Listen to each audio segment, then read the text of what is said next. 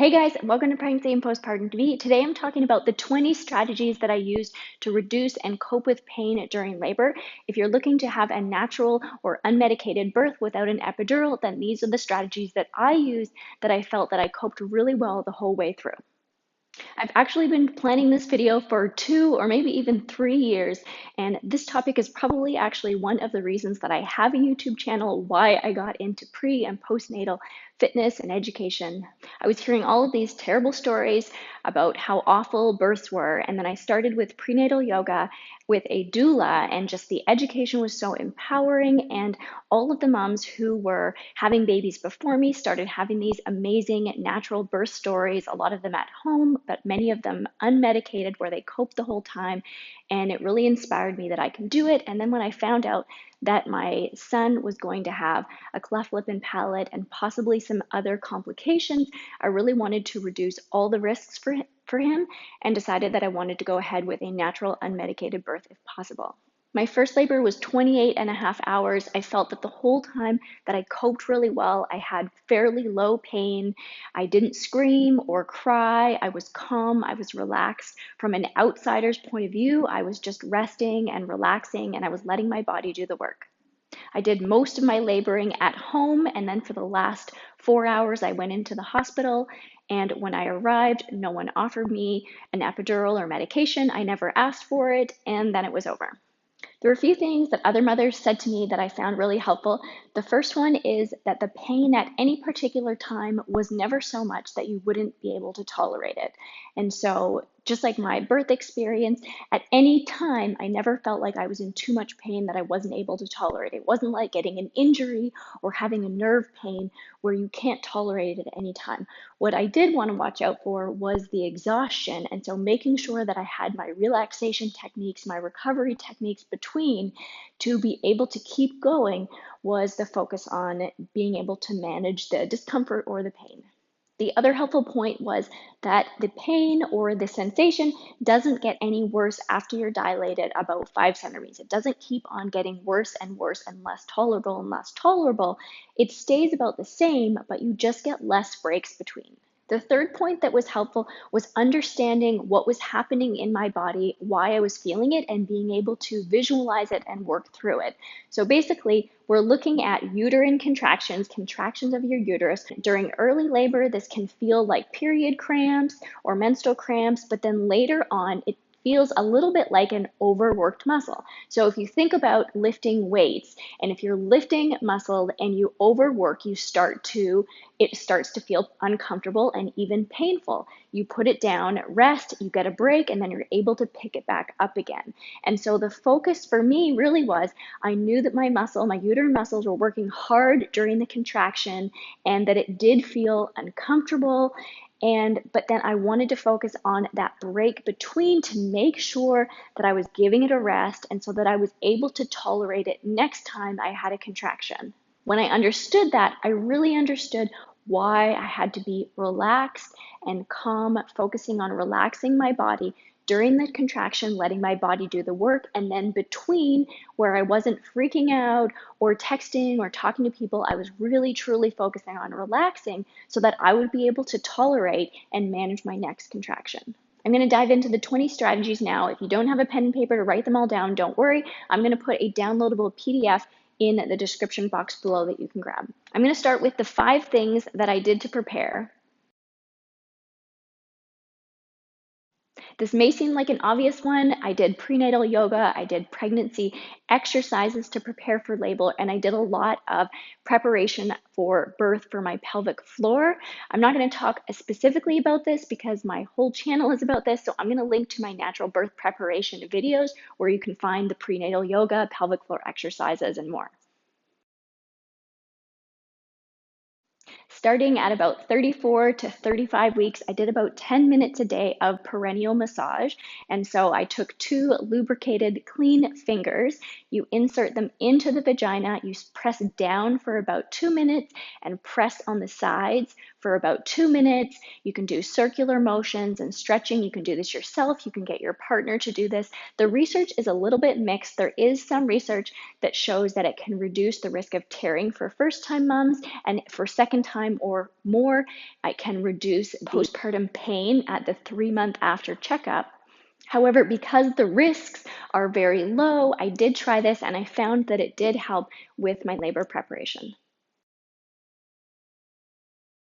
I talked about this a little bit already, but I really sought out other mothers and women who had had positive birth experiences. I wanted to hear their stories, get their advice.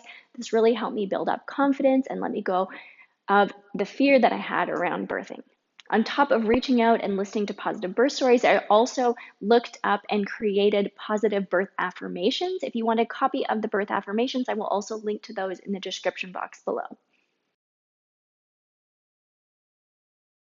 I focused on relaxation techniques and a relaxation routine. I focused on breathing, on meditation, on yoga nidra, really learning to relax my pelvic floor fully, focus on breathing. For me, the most calming breath is the Ujjayi breath, which I practiced in yoga for years and years. And it's sort of like a Darth Vader breath. Like if you breathe out, as if you're fogging up a window. It's a slight restriction, and I would listen to my breath in a meditative way as I breathed in and out. But it could be any relaxing breath while you are laboring, but you really just want it to allow you to fully relax your pelvic floor and everything so that you're able to let your body do the work.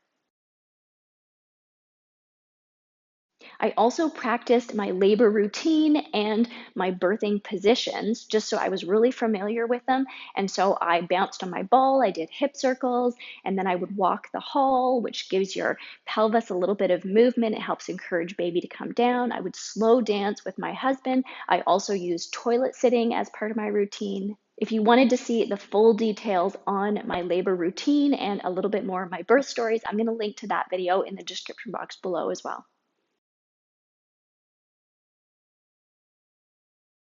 I used the relaxation strategies that I've been practicing and working on. Just like animals in nature, when they go to birth, they will often go to a dark, private space.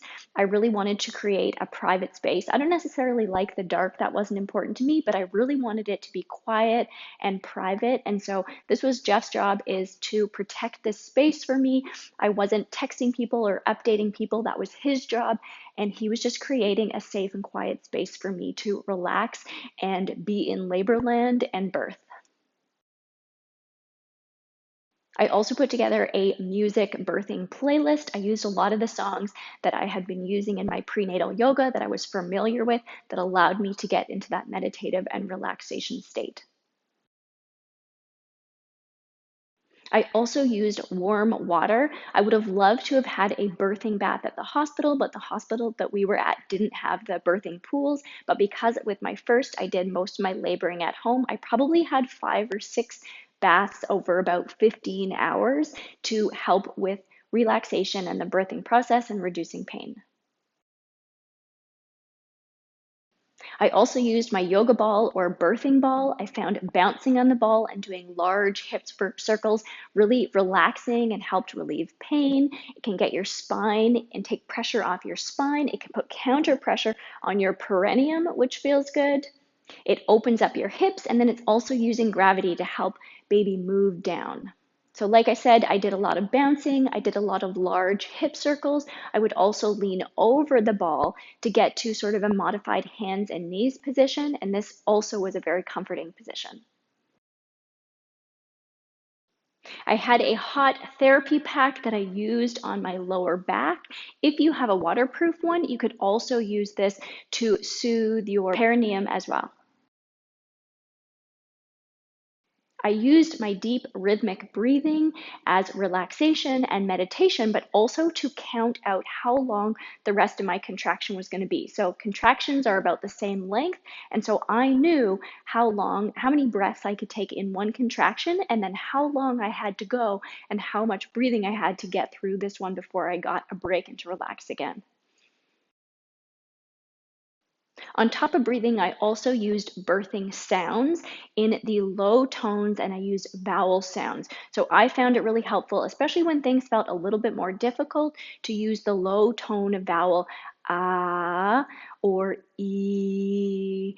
And this again really helped me focus and distract from the uncomfortableness or the pain. And for some reason, I just found it very comforting to make these noises. If you've watched birth videos, you'll often hear women making very primal or grunting or these low tone sounds. When they get into the high tones, it really sort of represents when they're feeling out of control, when they're in more pain. And so I used the low tones to feel grounded and controlled through my contractions. I also used visualization. So just like I had practiced, I really focused on visualizing what my uterus was doing, what my cervix was doing, and really pictured the relaxation, the contraction, and the opening up to help me get closer to meeting my baby. Another device that I used was a TENS machine, or a transcutaneous electric nerve stimulation machine. It's just a little machine that delivers a very mild electrical pulse or stimulation. I used it on my lower back. It has sticky pads. It feels a little bit tingling or buzzing, and you can choose how high you want to turn it up. It doesn't feel painful, but it disrupts the pain signal that you may be feeling from your labor contractions. Of course, you want to be careful with anything electrical. You're not going to use it on your stomach. You're not going to use it if you have epilepsy or any heart condition, and you're going to have to take it off if your baby is getting their heart monitored or if you're heading into the bath. The other tool that I used as a distraction, really simple, was just a hair comb in my fist, and I would just squeeze the hair comb, and it allowed a distraction from the uterine contractions. We used counter pressure. I say we because you need a partner or someone to help you with this. So this could be your partner, it could be a doula, it could be a friend or a family member. But basically, they're going to come behind you and squeeze in on your hips, and this can immediately relieve a lot of the pressure and the pain. I used movement and I listened to my body. So while I was coping and tolerating pain, I wasn't trying to move away from the pain because I knew what was happening in my body. My uterine muscles are contracting, my cervix is opening up. I would move into or relax into positions that felt productive. And so, for example, sitting on the toilet was the most productive. I felt like my cervix was making the most progress in this position, but I was using a combination of bouncing on the ball and walking and doing lunges, just like I talked about. But then I would also, when I felt like I needed to, I would also rest, lay down on my side, and fully just relax and let my body open up and do the work. I also used massage. I didn't use this a lot and mostly in really early labor, but if a foot massage, a back massage, a shoulder massage, whatever feels good, you want to have your partner or your doula or someone helping you, being able to do any comfort measures that help distract and help you feel comfortable and good. I also had lots of things to regulate my temperature. I also felt like I would get really hot and then really cold. And so I had robes and socks and slippers that I would take on and off that helped keep me comfortable. When I got to the pushing phase, I let it be slow. So in order to reduce pain during labor, but also after with tears, I really wanted to reduce or avoid having any tearing. And so I let it be slow. So I used J breath where you're pushing, but also breathing out so that it's not putting too much pressure and moving too fast. The positions that I wanted to go in were side lying, which is great. The other one that I thought about was hands and knees. I didn't do, but this also reduces the risk of tearing. Something that surprised me that I didn't realize but happened with all three of my babies, which I don't see in a lot of the birth videos, is once the baby crowns, it kind of just all comes out. But actually, my babies took several contractions, and holding between the contractions where your baby is halfway out of you before the baby comes out. And I didn't want to go too fast or push because it can increase tearing, but I let it be slow, let the process happen, and my body sort of guide how quickly that pushing phase was going to happen. Another strategy is to use aromatherapy. Really common ones to use are lavender and clary sage for labor, but really you could use in a diffuser any scent that you found relaxing and calming during your birth. You could also use the essential oils mixed with a massage oil to add to any massage that you were getting as well, as long as they're safe in pregnancy. I hope that you found those tips and strategies helpful and that you get the birth that you want. I know that you are preparing, you're preparing your body, you're preparing your mind, you're preparing your atmosphere and your tools that you're going to use.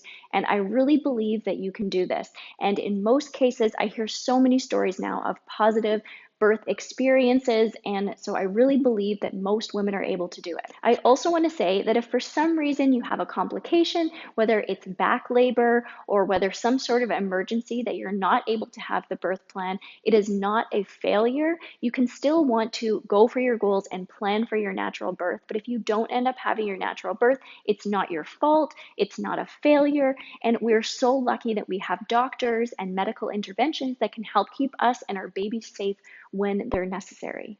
If you found this video helpful, please let me know by giving it a thumbs up, comment in the video what you found helpful or what you're going to try, or if you have another tip for the community, please also share it with us below. And of course, I'm going to keep making pregnancy and postpartum videos every week. If you like videos like these with birth education and pregnancy and postpartum fitness, you can subscribe and hit the notification bell. Share this with another mom friend or mom community that you think would enjoy it.